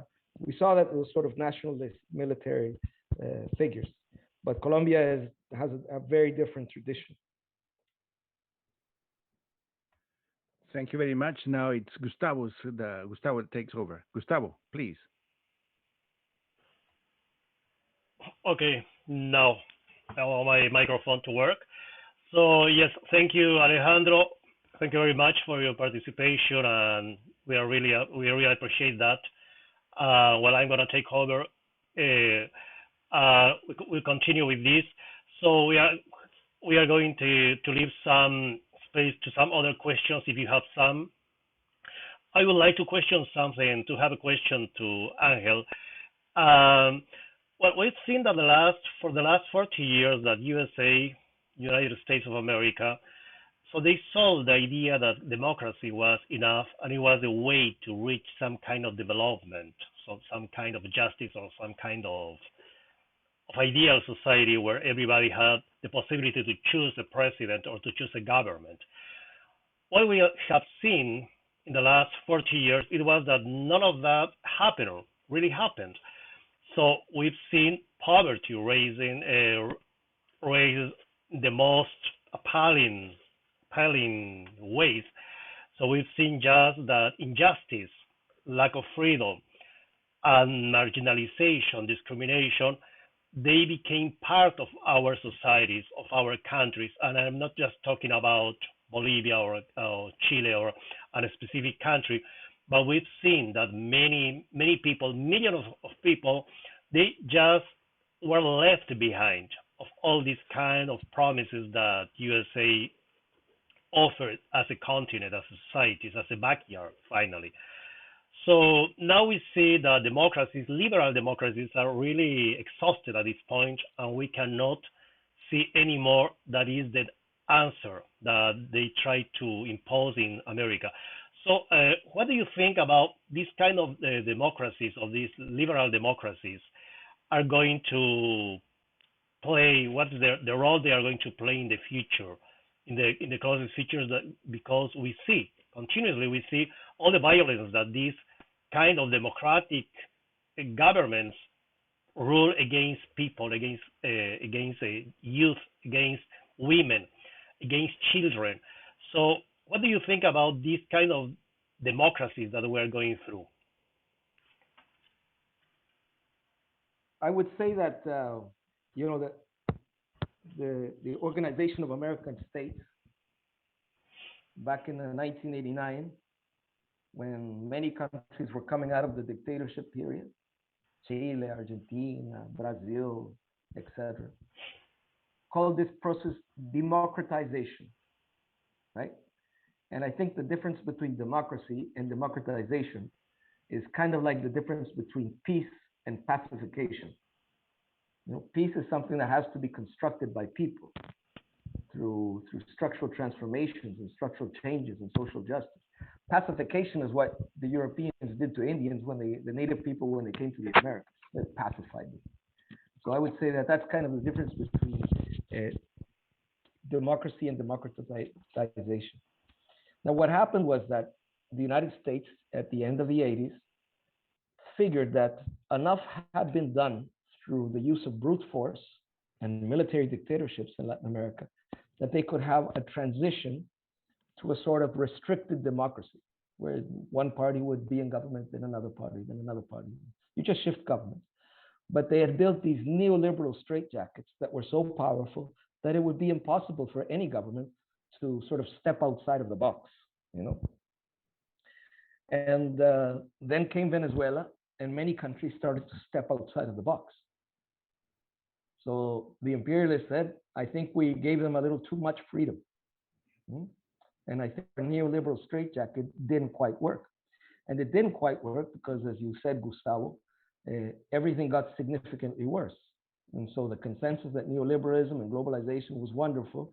By the end of the 1990s, we had maybe 5, 6 big uprisings in Latin America against neoliberalism. Neoliberalism entered in a complete crisis. And in that crisis, we saw our experiments like Venezuela, Ecuador, Bolivia, etc., come onto the fold. So now, what is our? I think we all have to think about strategically where we want to go from here. You know, I think we're all clear that we're not going to change. We're not going to get all the changes we want if we only and exclusively depend on liberal bourgeois democracy. If we only gain access to government but don't have access to power, there's not much we can do. So we need to think about ways of building our own power, which I think is one thing that Venezuela has done: the transfer of power to the communes and the community councils, transfer of power to the people, you know, to build new levers to work from. Because every one of our progressive governments that depended exclusively on the liberal institutional or liberal institutions was taken out of government. They were unable to resist, especially those who thought that the army and the police force were neutral and that they would respect the Constitution. Because as you remember, a man called Salvador Allende made exactly that same mistake, and he paid for it with his life. Right? So one thing that Fidel always told Allende, trust more in the people than in the institutions. So I think that's something that we need to think about, not just maybe we can use the existing democratic framework to have access to institutions in the government. But if we just stay there, we more or less know what the end result is going to be. But if we use that to build our own power, the people's power, our own economy, or to redefine democracy on our terms, popular democracy, I think we have a chance of surviving. Yes, thank you. Thank you for your response. So, do you have any more questions? I just read here in the text box that Pedro Castillo has been finally elected president of Peru. So probably it's a good news because we've seen that all this machinery that the right wing political party in Peru has been somehow put aside, and they just let institutionality goes well or rule the country at this moment, at least at this moment. So that's a very good news. Is there some other questions or some other comments? Yes, Jorge, please go ahead. Yeah, well, you haven't talked at all about the ELN and the paramilitaries. I remember that when I was in Colombia many years ago, there was a general rejection by the trade union movement of armed struggle. Yet the armed struggle continued. So it is going on, and what is its role? Is on both from the ELN, that's the only real army, coherent army left, because the FARC, I think, is full of lumping. But what is the role then of the ELN? Is it accepted as anything at all, or is it rejected by the Paro Nacional? And how about the paramilitaries that are, although they're criminal organizations, they're very powerful and the government uses them. What is their role? Is it to continue to kill people that cannot be killed legally, so that they are the enemies of the Paro Nacional? Could you make comment about both the ELN and the paramilitaries? The FARC is, I think, maybe not as important. I'll start by the last part.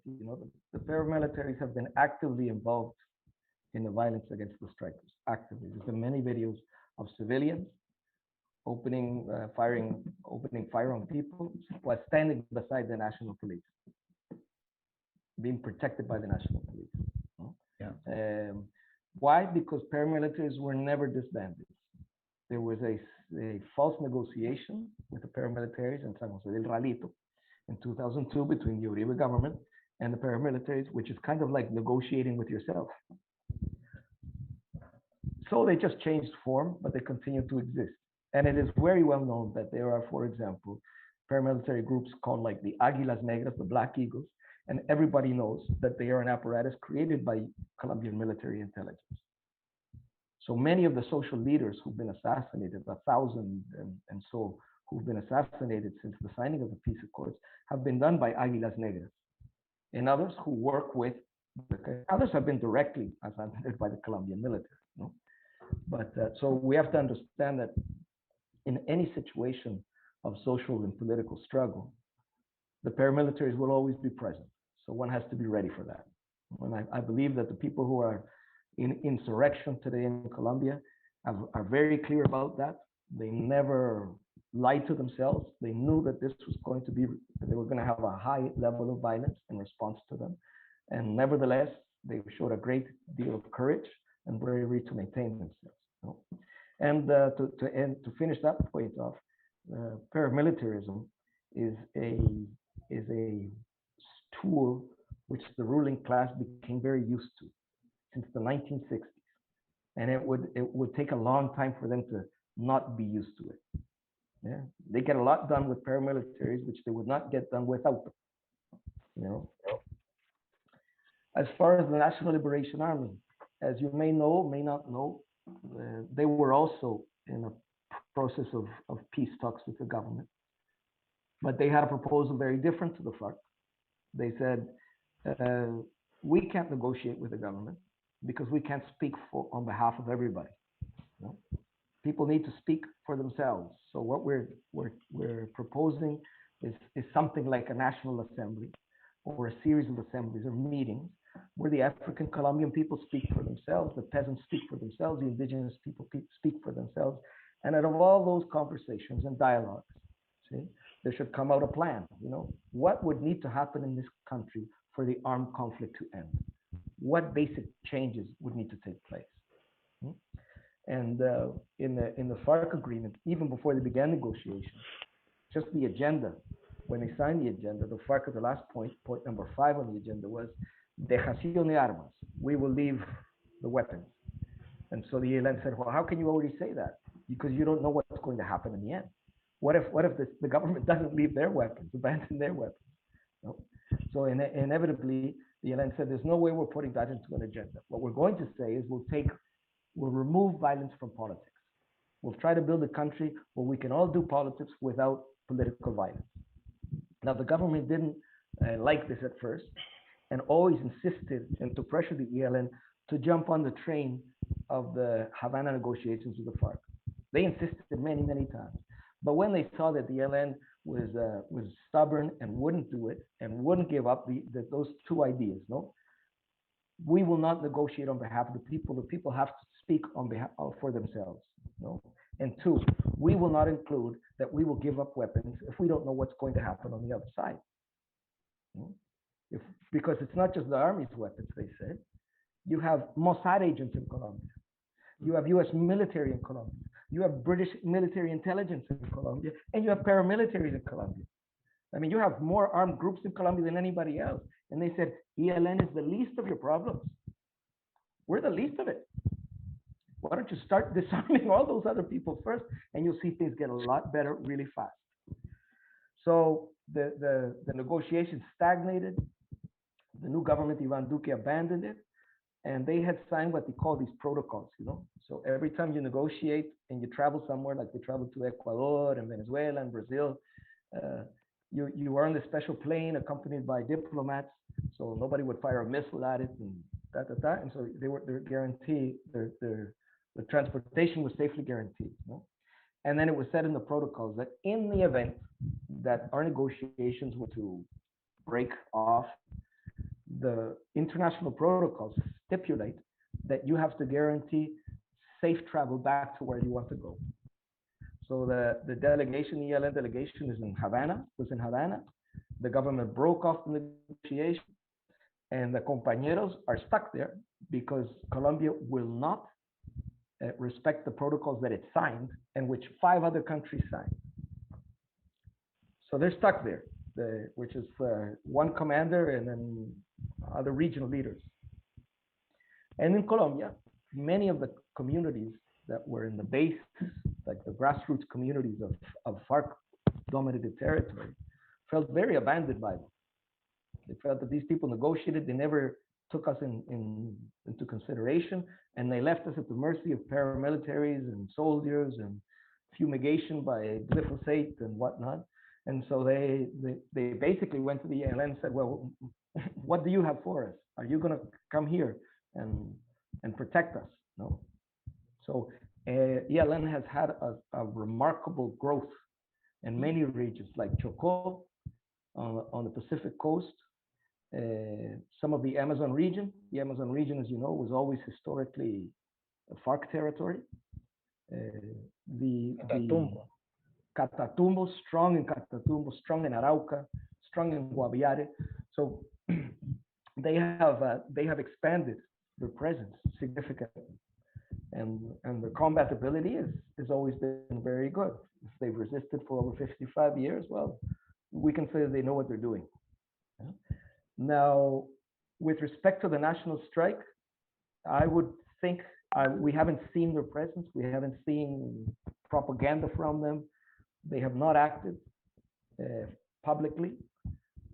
So I believe that they're being cautious because they know that that would just give the state the excuse to exterminate the social movement, because they're already saying that, they're saying that the uprising is the work of the FARC dissidents, it's the work of the ELN, it's the work of Venezuela, it's the work of Vladimir Putin.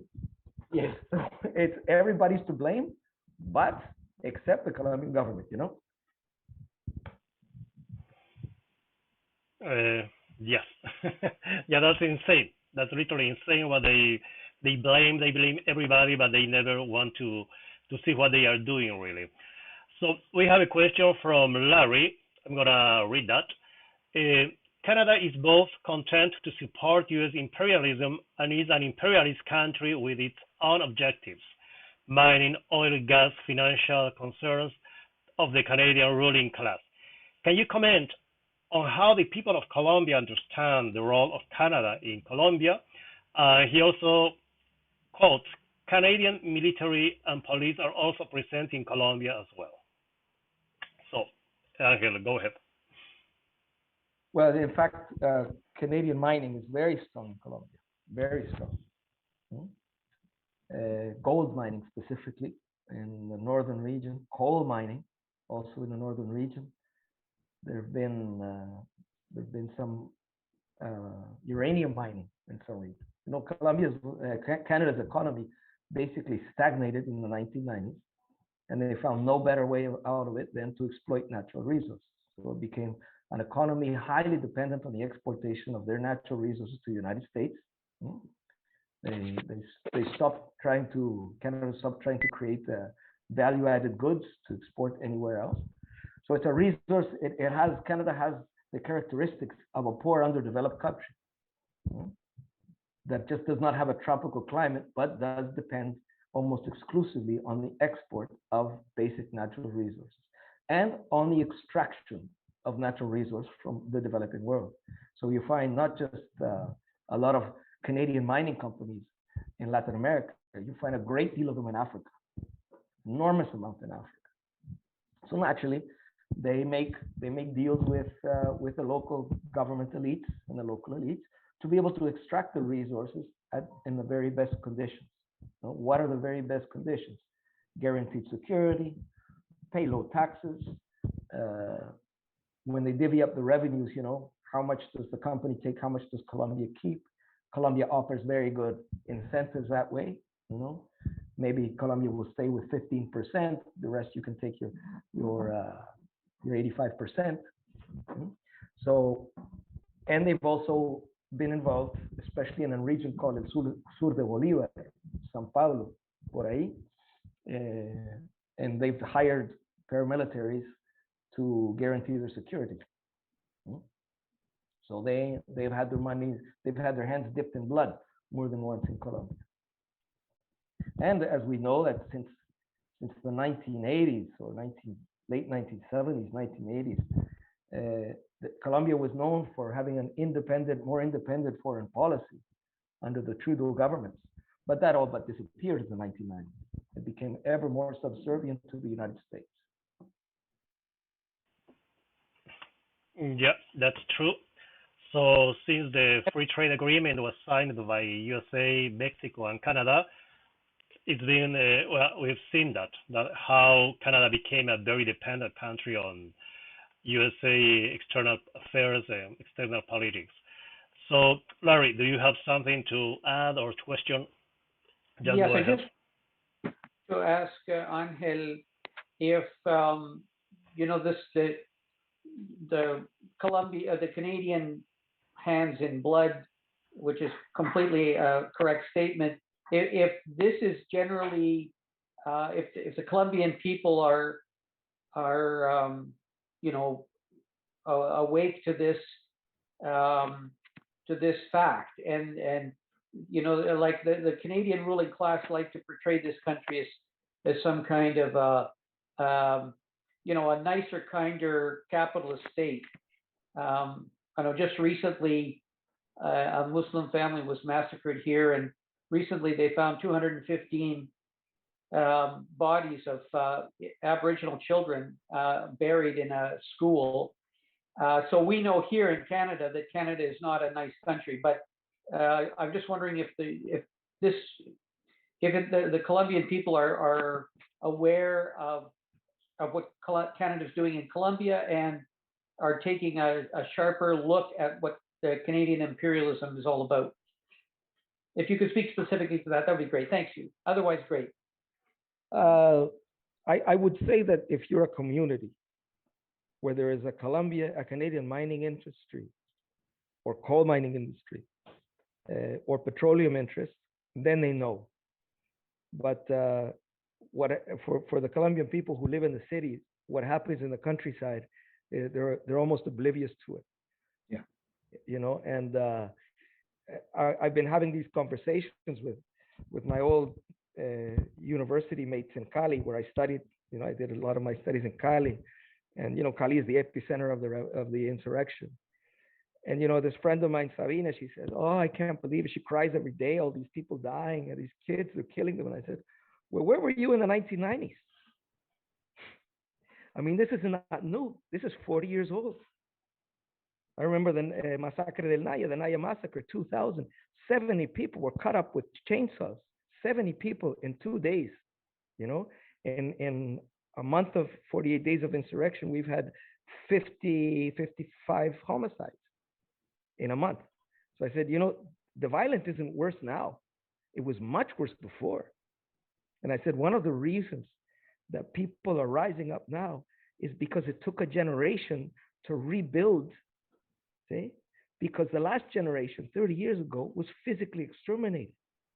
Anybody who had to live in Colombia in the late 80s and the early 90s, you know, where they exterminated the UP, they exterminated Aluchar, they exterminated Frente Popular, they exterminated peasant communities, the great paramilitary offensive of the United Self-Defense Forces of Colombia from 1996 to about 2005, the mass graves, bodies being thrown to the crocodiles. It was the level of violence, but for some reason, many people in the cities believed that this was part of communist propaganda, or that it was so far away, it was like it happened in Rwanda or Botswana, you know? It's terrible, but well, that's just so far away. And now they've reached, there's been these great insurrectional moments. You see that people's collective consciousness tends to make these great leaps, these qualitative leaps. And so one of the things that you see, you know, people who are 50, 60 years old in the barricades with the young people are saying with tears in their eyes, they have to do this because 40 years ago we did nothing. So it's our duty to support them because 40 years ago we should have done something and we let this country rot, you know? And now it's them who are putting their lives and sacrificing their lives for us. You know? So that's something that happens in countries which, like Colombia, which have this high level of indoctrination, you know. And everything was the guerrillas' fault. Everything was the guerrillas' fault, you know. Grandmother's hemorrhoids were the guerrillas' fault. Anything was the guerrillas' fault. You know what I mean? But now they don't have that as an excuse. And now they realize it turns out that not everything was the guerrillas' fault. Yes. Thank you very much. Is there another question? Yes, Roman and Jorge. Roman, go ahead. Yeah.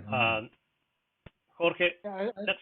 I was wondering, like, the media coverage here in like Western English media has been so little since like the begin. Like there was a little bit around the beginning of the strike, but since then, like there's been such little coverage given to it, and I'm wondering if, like, you think on the one hand that gives space to like the reactionary, like in Duque forces to commit more crimes, or if on the other hand that's like maybe preventing the sort of building of like a narrative outside, like in North America especially, that sort of like paints what's going on with kind of like the traditional kind of like Western anti-communism. Like is that, is there a benefit to the lack of media coverage? Like is it giving, or is it like, or is it just all being like prevention of this becoming more wider known of like the crimes that are committing?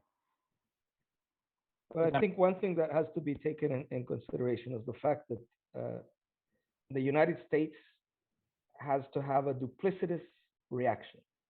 On the one hand, some Congress people have said that the violence is exaggerated, the police brutality has to stop, et cetera, et cetera. On the one hand, the Inter-American Commission for Human Rights, which is a branch of the OAS, a ministry of the colonies, as the Cubans used to say, is finally visited Colombia. Now we know that whatever report they will give, they will say the following: bad things have been done on both sides. They'll try to give it in a sort of put into an equilibrium, because the OAS is a branch of the imperialist domination system in Latin America. So on the one hand, the United States has to appear that it doesn't agree with those high levels of violence, and it's not their idea and it's not their fault. But on the other hand, they have to give unconditional support to Colombia. And in fact, Biden has said that they will give them more money. Said he will give Latin America about $6 billion over the next couple of years to try to kick out the Chinese by bribing more Latin Americans.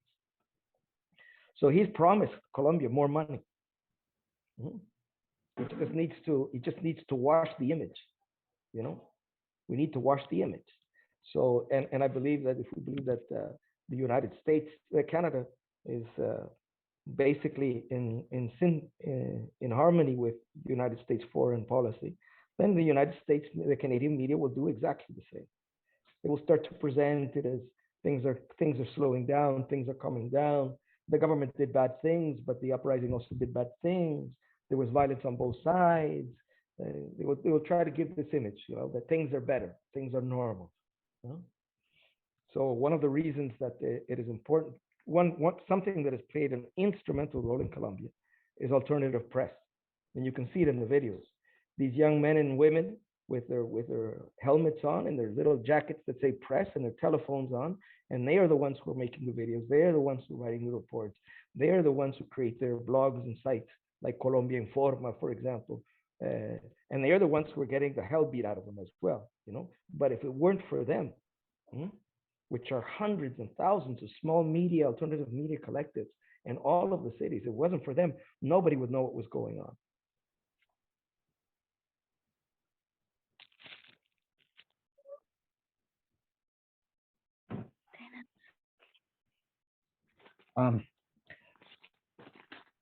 A few years ago, we tried to invite the people from Sinal up into Canada in order to discuss the situation of the trade unions. And the Canadian Labour Congress did not want to accept our invitee because there were big divisions in the trade union movement in Colombia.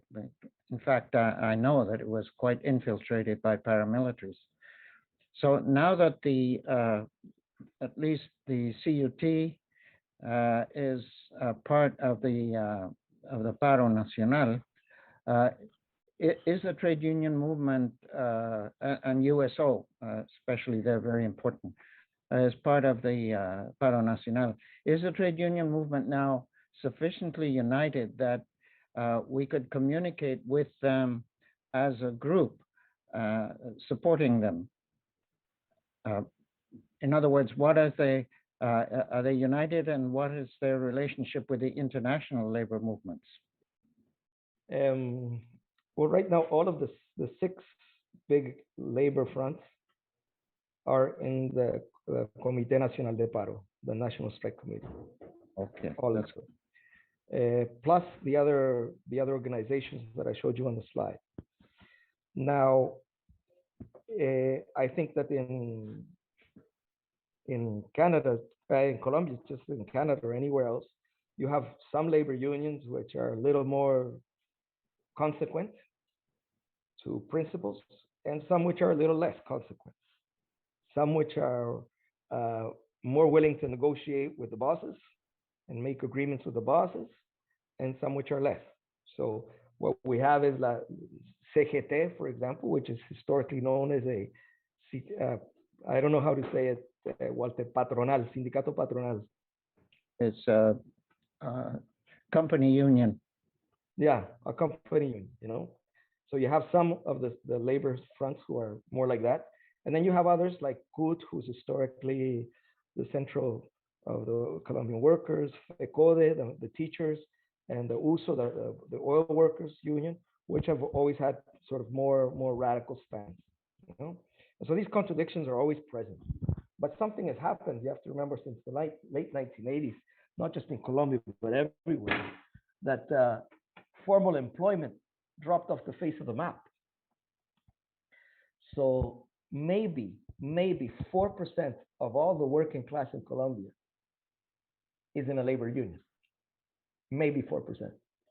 So labor union movement in Colombia experienced two big offensives in the late 1980s and throughout the 90s.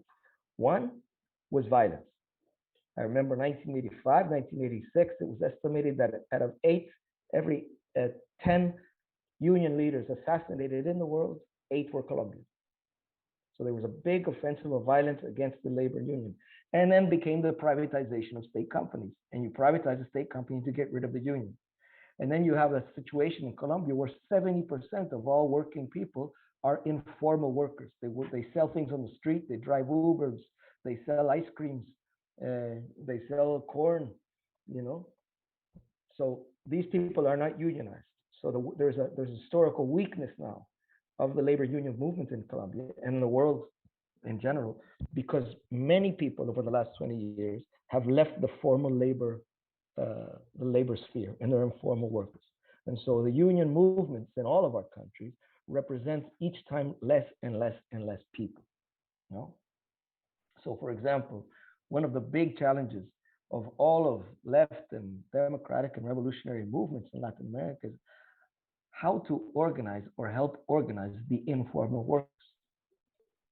Because in most of our countries, they represent from 60 to 70 to 80% of all the working class women and men in Latin America. So how do you organize the mototaxistas? You have to at least try. You have to acknowledge they exist, because that is the mass of the working class in Latin America today. So that's something that explanation also helps us understand why there are tensions between the Comité Nacional de Paro, the National Strike Committee, and all those other young people, new people who have risen up in the streets and in the countryside of Colombia. There's a generational gap, but also we have structures that where these new forms of social and popular organization simply do not fit in.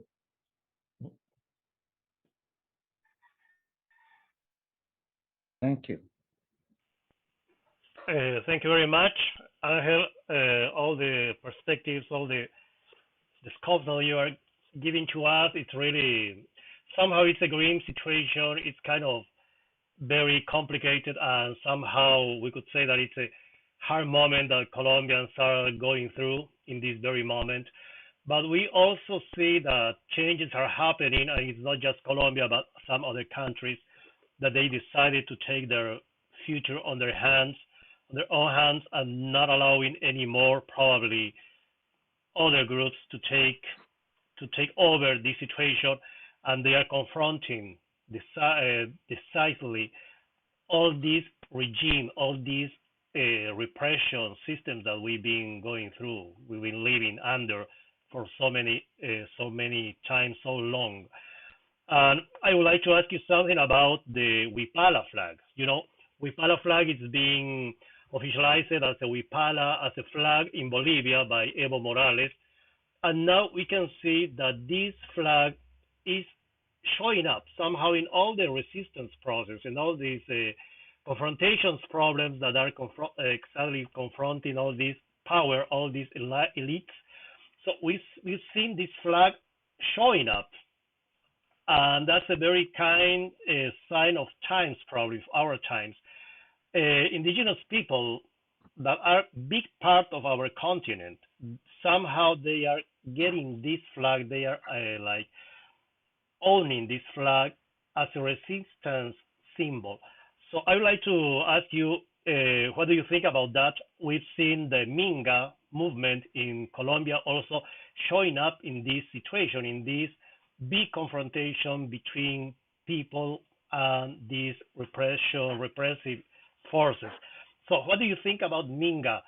Its symbol, what it's symbolizing actually, this Minga movement in Colombia. Okay, so the word Minga means like collective volunteer work. It's a Quichua word. So it exists in many countries where there were Quichuas, Yeah. or where there is Quichua influence. Even though the people from the Minga aren't Quichua themselves, their language is derived from Quichua. Many of the Amazonian people in Colombia, they're also language that has a lot of Quichua expressions. So Minga is collective work. So for example, if you were building your house, we would make a Minga to help you build your house. Or if it's your time to harvest your corn, all the neighbors gather around and we have a Minga to harvest your corn, and then later you come and have a Minga at my house, harvest our corn, and we make some food and we drink some beer, and then we just keep the Mingas going eternally, per secula per seculora. Now, what happened in the late 90s, in the early 2000s, is that precisely this regional organization called CRIC, Consejo Regional Indígena del Cauca, see, which was, you know, CRIC was founded clandestinely in the mountains in 1971 because the law prohibited indigenous people to organize and to meet in public. So they had to organize CRIC at night and in the mountains. So they're very, very militant organization, very strong. And then they started creating these Mingas for community and popular resistance. The social and popular Minga, the indigenous and popular Minga, the Minga of resistance, the Minga of this, the Minga of that. And they started organizing big marches to the city of Cali, then marches to the city of Bogota. And the biggest was 2008, which every time that they would mobilize, they would gather more social and popular support from non-indigenous sectors. And now, as I said, that in the national insurrection, that is now, in this national insurrection, the Minga has had a very visible and very brave role. So they've gained a great deal of respect and admiration, you know, not just the Huipala flag, but they have this pañoleta, the pañoleta. Flag. It's like bandana? Yeah. Yeah, they have a bandana which is green and red. You know, the Creek colors are green and red. And so they cover their faces with this bandana. And what you see is murals, graffitis being painted on the walls of Colombia with the faces of indigenous people with the green and red. The green and red has become a symbol of the resistance. And you see many people, young people who are not indigenous, who are poor from poor, and they take on the green and red bandana. So both the Huipala and the green and red bandana have become symbols of the uprising, very powerful symbols. And besides, the Misak Nation started to take down the monuments of the genocidal conquerors, you know? And so they would put in their place a Huipala flag. One of them would climb on top and stand there waving the Huipala flag, you know? And this is symbolically, this has been very important, very important. Yes. Yeah. Thank you, Larry. I don't know if you want to talk to say something or just a good sign. No, I'm just thanking. Thank you. Okay. For the statement. That's all. Thank you. Sorry. Yeah. So, well, we are actually more or less 2 hours in this conversation.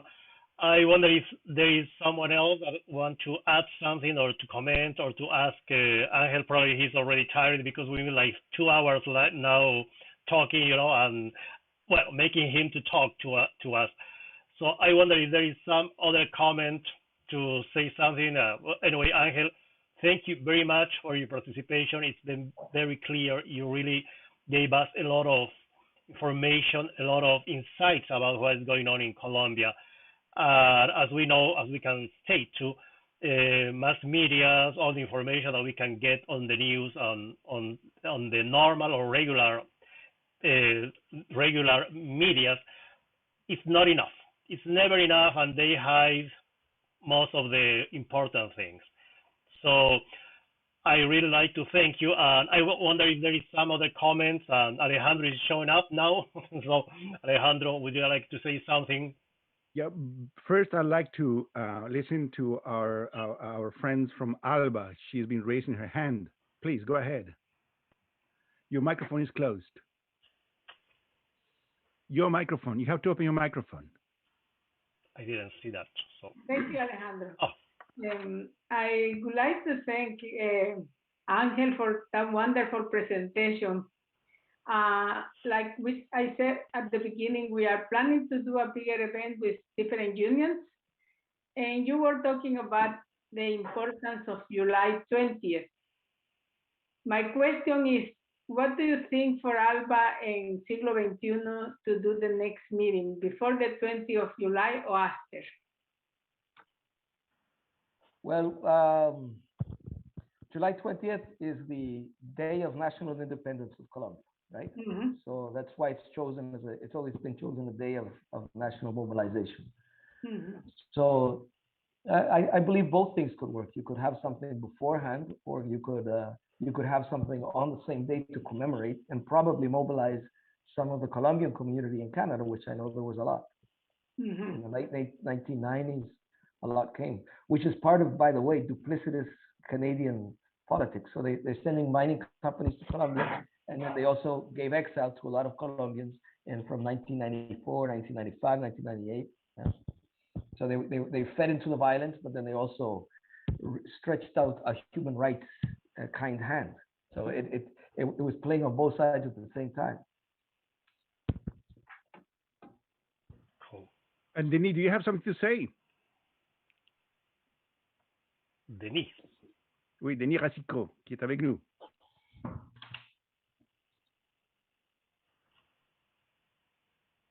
You have to open your microphone. Yeah, I came too late, you know, so I have missed more the first part. The second part, I heard many things about the situation, and I think it's very complex. It's more complex than some other country that I have worked in. You know, El Salvador, Haiti, Bolivia, Guatemala, Chile. It's hearing you, Angel. It's a very tough conflict, long-standing, and the fact that the peace accord, the peace agreement, has not been applied, and that the Colombian government has been so far successful in somewhat neutralizing the peace agreement. You know, I was in El Salvador at the time of the end of the war, the negotiation, the peace agreement, and the conflict ended up over there in such a way that afterwards in Guatemala they have avoided to make it happen the way it happened in El Salvador. And I realized afterwards in Colombia it was exactly the same. It's extremely violent, and the peace agreement does not seem to have much impact. You know, I don't know. I think from Canada, I don't see very much, but I'm here only for the last few years. I don't see very much a response from the social movement, but maybe I'm quite wrong. I was away for almost 30 years, so I'm particularly in Quebec. I'm not I'm not very much aware of activities about Colombia at the moment, and it's very sad because, as you said, I mean, Canada is deeply involved in mining activities and other kind of free trade activities with Colombia, which is presented as a democracy model for Latin America. It seems to me, the way I saw the government moving around. You remember the time of the ALCA and the push from the Prime Minister of Canada and Bush for ALCA to take place and to happen.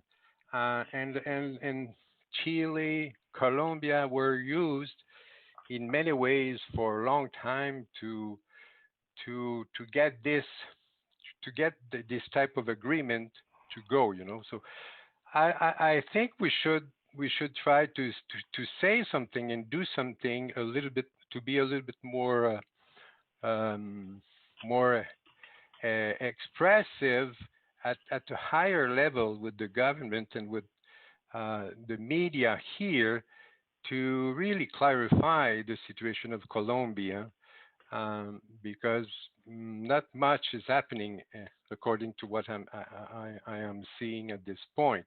Now, for me, it is very clear that Colombia is the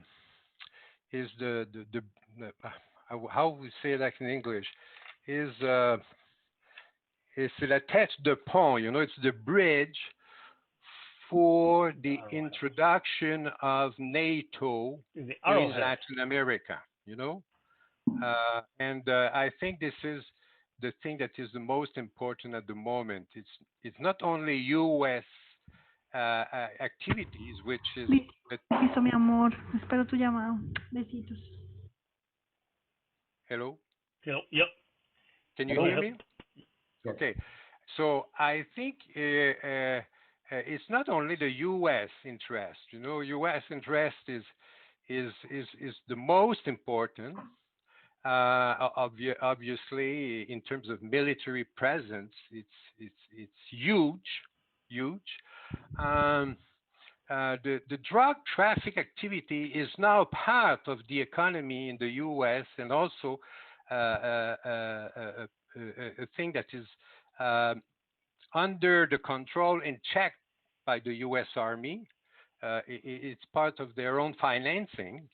And finally, NATO has used and is using now Colombia for the last 3 to 4 years as the first country to have been invited in Latin America to be part of NATO, to start activities, regional presence and regional activity. So it's very complex. It's things that were not present, in the civil conflicts and the civil war in Central America in the 70s, in the 80s, in the 90s. I'm talking about Honduras, Guatemala, El Salvador, and Nicaragua. But it's huge. It's quite complex to tackle. Human rights. I mean, I was the representative of the High Commission for Human Rights in Bolivia for many years. The High Commission is present in Colombia since 1998. 1998. And what is the overall effect of the presence? It's witnessing. But I would say huge amount of training, education program, presence, following human rights violations, investigating. It's between the worst record of the world, right, in terms of human rights violation in Colombia, and still the impact at the Human Rights Council and the impact of the world of this situation is not much taken into consideration, and particularly in Canada. Yeah. Yes. This is the situation actually with Colombia. Ángel gave us a really very good vision about what's going on in Colombia and what's happening. I would say that what we could do from Canada as a group is just to get together, to join, in more groups to work on solidarity. That's the only way probably that we could support and we could stand for Colombian people actually. So okay, now we are almost 2 hours of this gathering, and it's been really beautiful. It's been really very good moment to know more about Colombia. Angel, would you like to say to us some words or just say goodbye somehow? Alejandro, do you have something else to say? Well, I want to thank you to Angel for the explanation, and I think it's very important that although we could have done this in Spanish, but I think that one of the tasks that we have is to try to explain to English speaking and ideally French speaking Canadians what is the situation in Colombia in this case, but also in other parts of the world, because as Denis has mentioned and other members have mentioned, the quality of information that we have here is quite inadequate to understand the situation in our respective countries.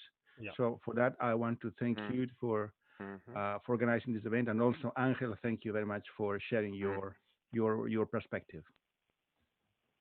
I think Jorge has something to say. Yes, I do. I'd just like to thank Angel for an excellent presentation, very, very, very well thought out, and obviously you know what you're talking about. And on the basis of your presentation, I think Alba needs to think through what we're going to do, and that will require another meeting. Unfortunately, I have to leave at this point, but I think we need to have a meeting of Alba in order to decide what to do on the basis of what we have heard. So thank you very much. Keep safe. Hasta la victoria siempre y muchísimas gracias, Ángel. Ha sido una presentación fantástica. Gracias, Ángel. Gracias, compañero. Camarada. Ángel. Some last words. Muchas gracias, Ángel. Sí, muy informativo.